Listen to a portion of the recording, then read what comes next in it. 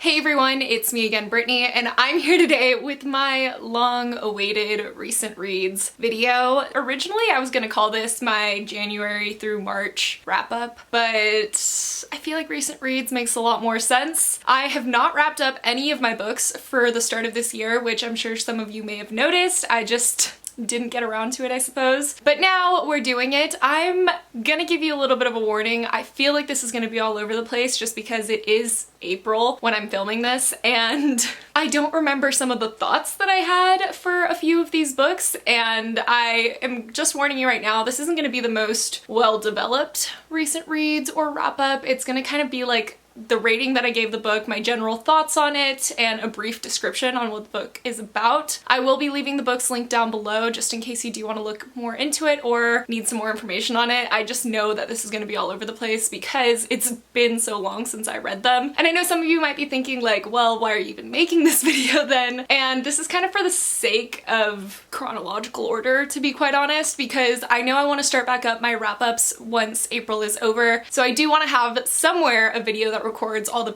books that I read from January through March, and that's what this video is. So sorry about the quality, perhaps, but it's here. I hope you enjoy it. We're gonna have a good time, I'm sure.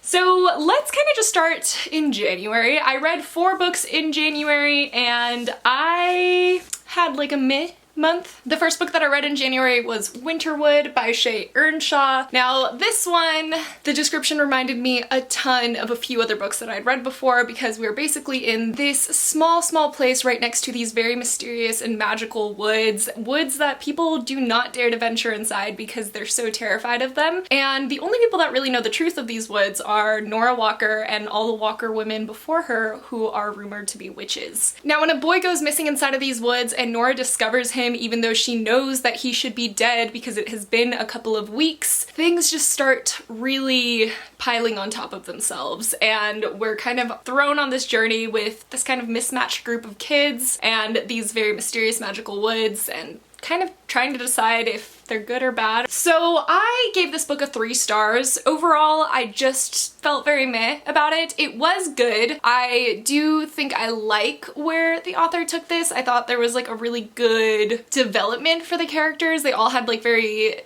had good character growth, especially Nora. I did kind of find her a little bit annoying at times, but overall, she was probably my favorite character. The one thing is I did kind of guess one of the plot twists pretty early on, and then the way that this book ended was what really kind of threw me off and ultimately made this a 3-star book, which again, 3-star is average. It's not necessarily a negative rating. Did this make an impression on me? No. Am I gonna reread it? Probably not. But was it bad? Not really. It was just kind of neutral. That's all I have to say on this. I feel like this is how most of the books are gonna go. The next book that I read in January was Blood of Elves by Andrzej Sapkowski. This is the first book in the series for The Witcher, and I adored it. I gave it 5 stars, which isn't really a surprise at all. This is just the backstory I needed. I personally started The Witcher video games on the 3rd one, so on The Wild Hunt, and since I started on that one, I just really can't make myself go back to 2 and 1 because the graphics, you know? So I had kind of a very brief idea of how the series is generally supposed to end, but I didn't have a lot of backstory on these characters that I am so utterly in love with. And January was really the month of The Witcher for me because that's when the TV show had just kind of gotten released and I was marathoning it constantly. I just had it on repeat and I listened to this on audio and absolutely adored it. We have so many amazing iconic characters from the video games. We have Triss, we have Yennefer, Geralt, we have Ciri, and I just adored them all so much. I loved seeing Cirilla as this very obnoxious toddler and this like terrible temperament, but also just willing to learn and willing to be there because she is kind of training to become a witcher. I didn't really explain what this was about. Sorry about that. The Witcher is a fantasy world where the Witcher himself, Geralt, is a mutated human that hunts demons, and he's just kind of thrown on an adventure with Ciri, who is this very special child, and Yennefer and Triss are both sorceresses. Watch the show. You should watch the show. It's amazing. I love it. It's on Netflix. I just had a great time with this. It gave me a ton of backstory. I learned so much more about the characters. I kind of learned to like Tris a little bit, but also align my feelings towards all the characters, which was a really good time. And it was just an amazing journey on the first part of this series. I did read the 2 short stories before I started the first book, so I did have some like general knowledge already going into it, and I think that that is like the best way to read them. If you were wondering, I would personally read the short stories first and then hop into the books, because the way that the second short story ends is the perfect introduction into the first book of the series. Yeah, 5 stars. After that, I actually read Tales from the Shadowhunter Academy by Cassandra Clare and friends. I really needed an audiobook while I was packing everything up at my old house, and I decided to just kind of go for Tales from the Shadowhunter Academy because why not? I knew that Cassandra Clare's short stories are necessary in a way for her world. I mean, it's a good backstory to have, but they were books that I never really wanted to read. So finding this on audio was definitely a lifesaver, and I actually had a really good time. Tales from the Shadowhunter Academy, I don't want to say too much because it is definitely a spoiler for the Mortal Instruments series, but we are following a person as they are in a Shadowhunter Academy, and it is a series of short stories, so there are ones that are going to be a lot better and ones that are just kind of neutral in my opinion. And I will say the one thing that this left on me as far as an impression is I despised the ending. And in a way that like I appreciated it because I mean, yeah, it still works and I see what you did there, but it almost felt to me like a cop-out. And not in like the regular sense, in the sense that I feel like Cassandra Clare wanted to pull on our heartstrings, so to speak. Because throughout the entire short story collection, I think it was really cool. It was very neutral. You were just basically learning more about Shadowhunters and their history, and we kind of got a few short stories that take place in the time of the Infernal Devices, and it was just a really good time overall. And there was a lot of things to overcome in the Shadowhunter Academy because the Shadowhunters are definitely prejudiced against humans and things like that. So I enjoyed all of that. I didn't think that it had any kind of lasting until the end, and I just don't think that the ending was necessary. And I think that that's why it was so infuriating to me, because as much as it did pull on my heartstrings, I just was left feeling like, why? I even remember saying why when I heard it in the audiobook. There was just no need for it. There was no value to the ending of this story. Like, why did it have to happen that way? Just to make you cry. That's it. That is the only reason. I cannot think of another reason for it to have ended like that. It's just pointless. And I did keep it from affecting my rating overall just because I had enjoyed it for the most part, so I gave it a 4 stars. I don't think I mentioned that. But it just still is really disappointing to me because it just felt like such a cop-out. Like, she just did it to pull on our heartstrings. There was no reason behind it. If you've read this, let me know what you thought for that ending, because maybe it's just me, maybe I'm just cynical like that, but I really don't think it was necessary. And the last book that I read in January was Conceal, Don't Feel by Jen Kalanita, and this is one of the books in the Twisted Tale series that Disney Book Group has, and this one was answering the question, what if Anna and Elsa never knew each other? And I don't know if you're new here, but I love Frozen. I love Disney in general, but I really have an attachment to Frozen, and so when I got this book, because I was working with them for a video, I knew I eventually would have to read it, and I did actually listen to this on audio, which I think helped out. I will overall say that I think these Twisted Tale books are more for like a nostalgic effect because there are so many lines that are directly from the movie, and I don't know if that's how all of them are because this is the only one that I've read so far in the series, but in this one there were definite like whole chunks that were just pulled from the movie and that you were supposed to feel like nostalgic over. I do think that it was pretty cute overall. I mean, it was nothing special in my opinion, but it was really nice to be able to be with my little Frozen characters and kind of see this alternate reality where Anna and Elsa didn't know each other, didn't grow up together, and seeing how that affected both their lives, seeing how Anna was raised and seeing how Elsa might have come out. I did end up giving it a 3-star though, just because it didn't have like any insane effect on me. It was just kind of fun and like a good listen. So yeah, that was that on that. So February. Let's talk about February. Such an amazing reading month for me. She says extremely sarcastically because I did not pick up a single book. It's fine, we'll just forget about it. I don't want to think about February. I guess I was still unwinding, you know, from the move and everything, and I was just chilling. We're just gonna say that. I did start a couple of books, but I definitely didn't finish anything, so we'll just chug on along to March. Now March I actually did quite a bit of reading, but it was mostly because there was so much moving going on, so it was all audio listening, and it was entirely Shadowhunters. I'm just gonna let you know that right now, just right off the bat. The first book that I listened to in March was Ghosts of the Shadow Market, and yeah, I actually was really pleasantly surprised by this one as well. I gave it a 4 stars. It's just a series of short story collections. Most of them kind of follow Jem, who is a character that we know from Infernal Devices, and it's sort of just, in general, tales that happen in the Shadow Market. And it's kind of cool though, because we get to learn a lot more about one of the characters that we've learned about in the Dark Artifices series, and I really liked having the background knowledge on that, because even though I already read the Dark Artifices, it's kind of nice to have that ingrained in my head and know what's gonna happen next, because I'm pretty sure there's gonna be another series that follows him eventually, but I just don't know when that's happening. So yeah, overall I did really enjoy Ghosts of the Shadow Market. I think that more tales than not were really, really good. So I would recommend it if you're looking for another short story collection that's kind of like on par with Tales from the Shadowhunter Academy. The next book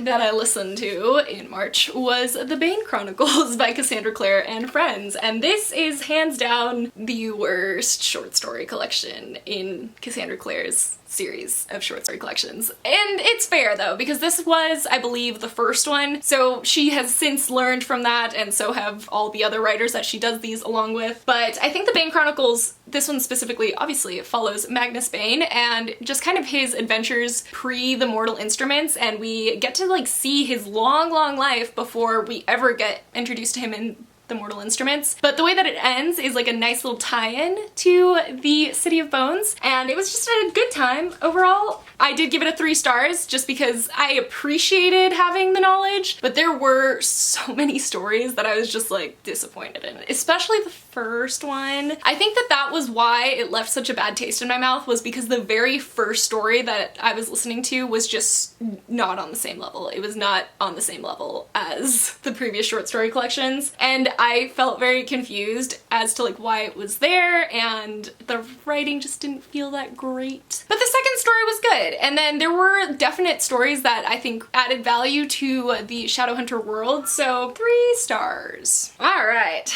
next up, I read The Red Scrolls of Magic, and I kind of want to add a disclaimer here, because until a couple of weeks ago I thought it was a short story collection.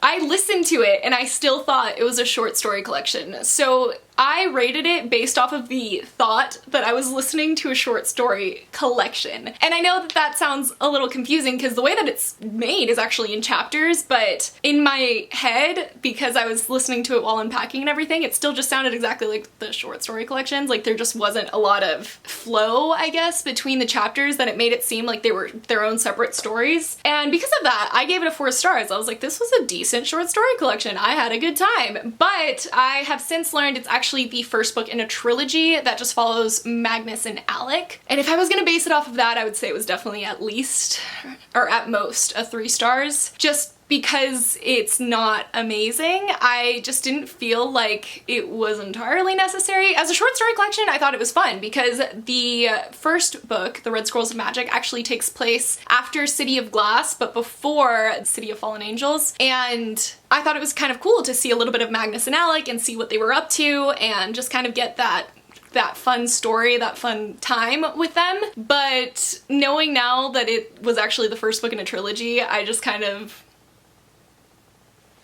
nah. You know, I feel like it should have just been a short story collection. I don't know where they're gonna go from there is the problem. I know that there's supposed to be 2 more books. Are they gonna be like after City of Heavenly Fire? Are they gonna continue after the Dark Artifices? I just don't exactly understand where they're coming from and where they fit into the storyline. Maybe the next book will be better. I just feel like this one wasn't entirely necessary because there was this whole like big reveal in the end that we kind of already knew, because this obviously came out after the Mortal Instruments had finished. So we knew, like, there was a lot that the big reveal was explained already in City of Heavenly Fire, so it was just kind of like, I really liked seeing Magnus and Alec though, and I think that maybe I need to reread the ending of this because I don't exactly remember the entire like last bit of it, which I think will lead into the next part of the series. That's the part that I'm not unclear on, because the big reveal was what I got stuck on, and that was like pre-end, if that makes any sense. So yeah, I mean, it was decent. That's kind of all I have to say about that. After I finished Red Scrolls of Magic, I realized that I had finished all the short story collections. This was before I knew that Red Scrolls of Magic was a series. And I still was really in the mood to keep on listening to Shadowhunter books while I unpacked and cleaned and did all of the new house stuff. So I decided to do a reread, actually, of The Mortal Instruments, because I haven't read them in so long. I read them when they were initially coming out. So that is that's over 10 years ago, kind of like that. And I never really picked them back up in order. I had definitely done rereads of certain books and certain scenes and things like that, but I hadn't read them all the way through. So I figured that this was a good time to just start them all over again on audio, because I realized when I was listening to the short stories that there was maybe a lot of scenes that I wasn't remembering very well from the first few books. So that's what I did. And I read City of Bones by Cassandra Clare, which I ended up giving a 4-star. If you were unaware, and I'm sorry that this is where this summary is coming up because I just realized I've been talking about Shadowhunter books this entire time, but if you were unaware, the Mortal Instruments series follows Clary, who is this regular human girl with this really cool artistic mom, and she's just living her normal life until one day it's not so normal anymore. She goes to a club and she sees something that no one else can see, and she sees these humans kill what she thought was another human, and not a single other person can see them. And this all kind of resolves into the fact that she actually can see this underground world of demons and shadowhunters. Shadowhunters are the ones that kill the demons. And soon after she sees this murder take place, her mother is abducted, and she kind of gets like thrown into this Shadowhunter world and trying to decide how she fits in there, because as a regular human girl, she is not supposed to see the demons and the Shadowhunters. So it's definitely a fun time. It's not the best, but it's so nostalgic. It's just fun. I loved seeing Jace and Clary meet again. I actually fell kind of back in love with Simon, because I think that when I originally read them, Simon is Clary's best friend. I did not love him, but I just like, there's like a je ne sais quoi, you know? And I just had a really good time with it. I did end up reading also City of Ashes, which I actually gave 5 stars. Now this one I gave 5 stars mostly because I was really surprised by how much I loved the second book. The first book I gave 4 stars because it didn't live up to like the expectations that I had for it in my head. I had loved the first book so much, and on my reread I was like, I mean, yeah, that was good, just wasn't great. While City of Ashes I kind of went into with pretty mediocre expectations. I think I originally gave this book a 3 stars or something like that, and I adored it. I had a great time. There were so many scenes that I'd forgotten about that just definitely added to the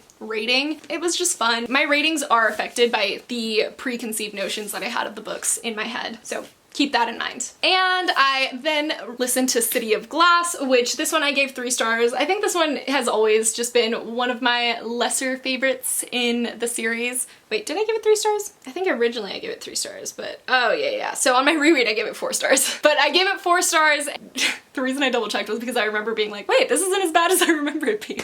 To be fair, this has such a slow pace, and I think listening to it on audio helped a lot with the pacing, and it just made the scenes stick out a lot more, because I had forgotten that there were so many plot points happening and there were so many like betrayals and reveals and things like that. And it was really fun to actually be able to see some of the characters that we get way more introduced to in the Dark Artifices as like youngins in this series, and it was just fun. So yeah, 4 stars. Now that I remember. Can't trust my own brain. And the last book that I listened to in March was City of Fallen Angels by Cassandra Clare. This one I did give 3 stars. This has like universally always been my least favorite in the series. It's just such a filler book. And I remember that originally The Mortal Instruments, I believe, was supposed to end on City of Glass. Like that was the end of the trilogy. And then a while later, Cassandra Clare just randomly released, or not randomly I guess, but when I was a child it seemed very random. But the series continued, and I remember reading City of Fallen Angels and being like, okay, but why? Because we're just getting all of this very angsty stuff going on between Clary and Jace. It just was so frustrating because a lot of the issues arise from like miscommunication and just like not being able to trust each other and open up to each other and things like that. And it was just really annoying. overall, and I just remember that City of Fallen Angels just doesn't feel like anything happened, and it doesn't really. Like, until the very end, I couldn't tell you what significance it has except for introducing us more to the side characters. So yeah, City of Fallen Angels, not my favorite, but not terrible. It's a 3-star. That's it. I know, again, that this wrap-up was all over the place and not very detailed. I'm very sorry about that. I'm honestly not very good at wrap-ups. I normally try a lot harder, but with this, it's just been a little since I read them, so I just don't have very thorough thoughts. I'm sorry. But definitely check out the links if you were interested in learning more about the books. If you felt that I didn't explain them correctly, that's totally fine. I will leave them linked down below. And hopefully my next wrap up is a little bit more put together and orderly, but we shall see. So that's gonna be it actually for this video today, guys. Thank you so much for watching. Thank you for making it to the end of this wreck of a video, I guess. So thank you so much for watching. I hope you guys are staying safe and happy in this time. I love you so much, and I will see you in my next one. Goodbye. Oh my god, I'm so hot now. No. I feel like this shouldn't even be called recent reads. This should just be called I reread all the Shadowhunter books and these are my thoughts. But we're already in it. Oh good, Adam's back. I wish I'd taken notes. Is the jean jacket weird for this video? I always feel weird wearing jackets indoors. I don't know why, it's just my thing, I guess. It's too late now. Honey, I'm home. I know. Oh my gosh, wait, is that my Fairy Loot box? What is that? Oh no, your shoes. Your shoes. Okay. Hey. That's what I get for trying to be stylish while holding up some books. Why? Okay, bye-bye.